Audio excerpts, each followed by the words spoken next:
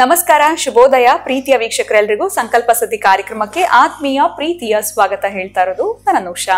ಮೊದಲನೇ ಬಾರಿ ನಮ್ಮ ಚಾನೆಲ್ ವೀಕ್ಷಿಸ್ತಿದ್ದೀರಾ ಅಂತಂದ್ರೆ ಈಗಲೇ ಚಾನೆಲ್ನ ಸಬ್ಸ್ಕ್ರೈಬ್ ಮಾಡಿ, ನಮ್ಮ ವಿಡಿಯೋಸ್ನ ಲೈಕ್ ಮಾಡಿ.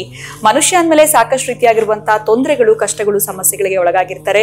ನಿಮ್ಮ ಯಾವುದೇ ರೀತಿಯಾಗಿರುವಂತಹ ಸಮಸ್ಯೆಗಳಿದ್ದಲ್ಲಿ ಖಂಡಿತವಾಗ್ಲೂ ಚಿಂತೆ ಮಾಡಬೇಡಿ. ಇವತ್ತೇ ಈಗಲೇ ನೀವು ಅಕ್ಷಯ ವೃಕ್ಷವನ್ನ ಬರ್ಮಾಡ್ಕೊಳ್ಬಹುದು.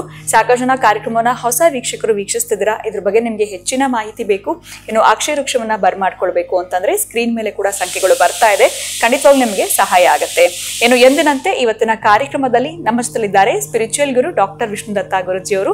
ಬನ್ನಿ ಗುರುಗಳನ್ನ ಕಾರ್ಯಕ್ರಮಕ್ಕೆ ನಾವು ಬರ್ಮಾಡ್ಕೊಳ್ಳೋಣ. ನಮಸ್ತೆ ಗುರುಗಳೇ, ಕಾರ್ಯಕ್ರಮಕ್ಕೆ ಭಕ್ತಿಯ ಸ್ವಾಗತ. ಬಹಳ ದಿನಗಳಿಂದ ಸಾಕಷ್ಟು ಕಮೆಂಟ್ಸ್ ಬರ್ತಾ ಇದೆ, ಅದರಲ್ಲಿ ಒಂದು ಕಮೆಂಟು ಪದೇ ಪದೇ ಬರ್ತಾ ಇದೆ. ಗೌರ್ಮೆಂಟ್ ಜಾಬ್ ಬಗ್ಗೆ ನನಗೆ ರೆಮಿಡಿ ತಿಳಿಸ್ಕೊಡಿ, ಗೌರ್ಮೆಂಟ್ ಜಾಬ್ ಸಿಗಬೇಕು ಅಂತಂದ್ರೆ ಏನ್ ರೆಮಿಡಿ ಮಾಡ್ಕೊಳ್ಬೇಕಾಗತ್ತೆ ಅಂತ ಕೇಳ್ತಾ ಇದ್ದಾರೆ.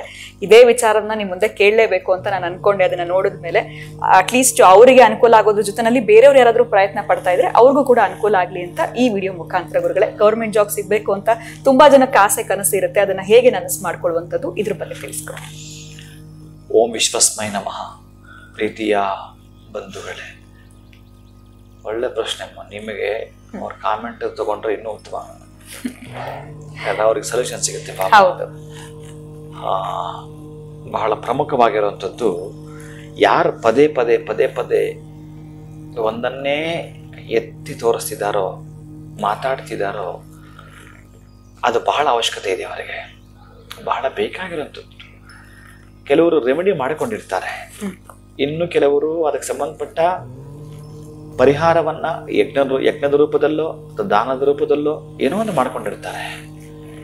ಆದರೆ ಈಗ ಪ್ಲಸ್ ಈ ಥರದವ್ರು ಯಾರು ಬೇಕಾದ್ರೂ ಕೂಡ ಮಾಡ್ಕೊಳ್ಬೇಕಾದ್ರೆ ಅತ್ಯಂತ ಅದ್ಭುತವಾಗಿರುವ ಅನುಭೂತಿಯನ್ನು ಹೊಂದುವಂಥದ್ದು ಬಹಳಷ್ಟು ಜನಕ್ಕೆ ನಾನು ಇದನ್ನ ಕಳಿಸ್ಕೊಟ್ಟಿದ್ದೇನೆ ಆ ಕ್ಷೇತ್ರಕ್ಕೆ. ಇಲ್ಲಿ 4 ವಿಧಾನ ಇರ್ತವೆ.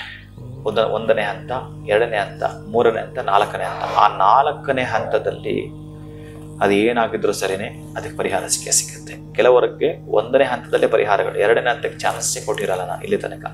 ಇನ್ನು 3, 4 ಸಾಧ್ಯವೇ ಇಲ್ಲ. ಅದು ಒಂದು ರೀತಿಯ ರಾಮಬಾಣ ಅಂತಾರೆ ಅಥವಾ ಬ್ರಹ್ಮಾಸ್ತ್ರ ಅಂತಾರೆ, ಆಗಿರ್ತವೆ.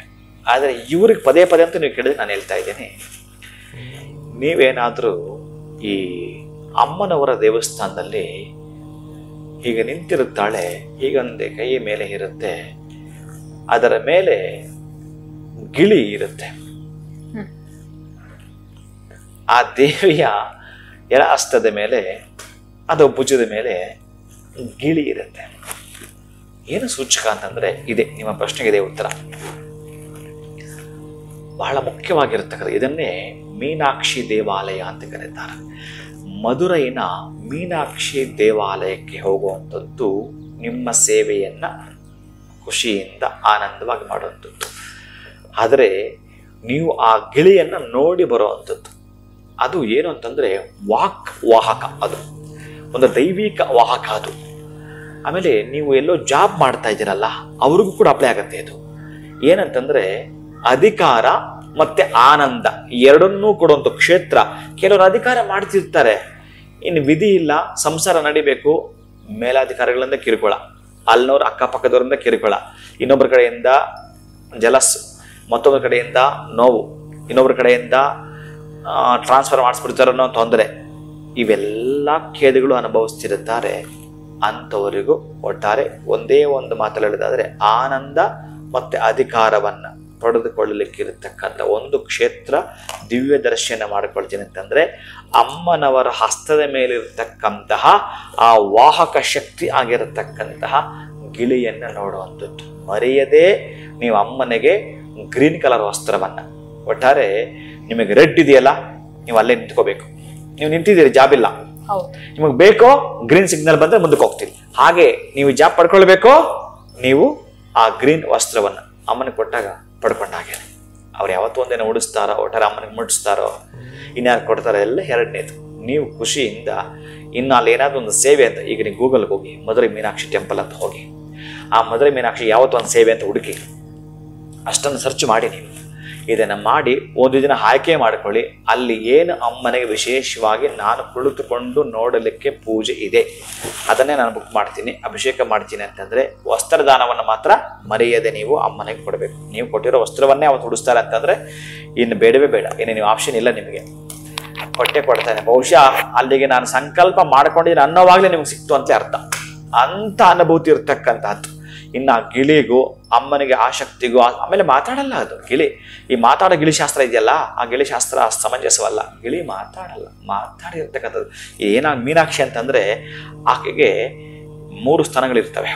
ಆ ಮೀನಾಕ್ಷಿಗೆ ಈ ವಿಶೇಷವಾಗಿರತಕ್ಕಂತಹದ್ದು, ಅದ್ಭುತವಾಗಿರತಕ್ಕಂಥ, ನೀವು ಕಣ್ಣಿಗೆ ನೋಡಿಬಿಟ್ರೆ ಬಹಳ ಅದ್ಭುತ. ಕಣ್ಣಲ್ಲೇ ಮಾತಾಡ್ತಾರೆ, ನೋಡಿದ್ದೀರಾ? ಇವರೆಲ್ಲ ಕೂಡ ಕಣ್ಣಲ್ಲೇ ಮಾತಾಡ್ತಾರೆ. ಬಹುಶಃ ನಾನು ಯಾವುದೋ ಒಂದು ಕಾರ್ಯಕ್ರಮ ಪ್ರತಿಷ್ಠಾಪನೆ ಮಾಡಿದಾಗ ಕಣ್ಣಲ್ಲೇ ಮಾತಾಡೋದು ಹುಡುಗರಿಗೆ. ಯಾಕಂದ್ರೆ ಅದೊಂದು ವಿಜ್ಞಾನ. ಮಾತಿರಬಾರ್ದಲ್ಲಿ, ಯಾರೋ ಮಂತ್ರ ಹೇಳ್ತಿರ್ತಾರೆ, ಕಣ್ಣುಗಳೇ ಮಾತಾಡ್ತಿರ್ತವೆ.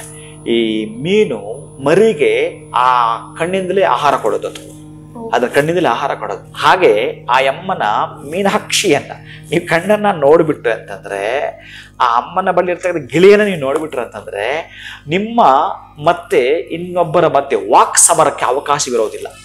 ಇಂಟ್ರೂ ಮಾಡಬೇಕಲ್ಲ, ನೀವು ಜಾಬ್ ಮಾಡ್ಬೇಕಂದ್ರೆ ನಿಮ್ಮ ಪ್ರಯತ್ನ ಬೇಕಲ್ಲ. ಆ ಸಮರದಲ್ಲಿ ನಿಮಗೆ ಎಷ್ಟು ಅಂತಂದ್ರೆ ತುಂಬಾ ಅದೃಷ್ಟದ ಹಂಚಿನ ನೀವು ಹೊರಟ ಹಾಗೇನೆ, ಪ್ರಯಾಸವನ್ನ ಪಡೆದೆ ನೀವು ಗೌರ್ಮೆಂಟ್ ಜಾಬ್ಗೆ ಪ್ರಯಾಣ ಮಾಡಿದ ಹಾಗೇನೆ. ಅಷ್ಟು ಚೆನ್ನಾಗಿರುತ್ತೆ ಅದು. ನೀವು ಖುಷಿಯಿಂದ ಯಾವ ಸೇವೆ ಆದರೂ ಅಲ್ಲಿ ಮಾಡಿಸಿ, ಒಟ್ಟಾರೆ ಕುಳಿತುಕೊಂಡು ಅಮ್ಮನ ದರ್ಶನ ಮಾಡಿ. ಅಮ್ಮನಿಗೆ ಬಹಳ ಬಹಳ ಖುಷಿಯಂತೆ ನೀವು ಕೊಟ್ಟಿರತಕ್ಕಂಥ ಹಸಿರು ಬಣ್ಣದ ಸೀರೆ.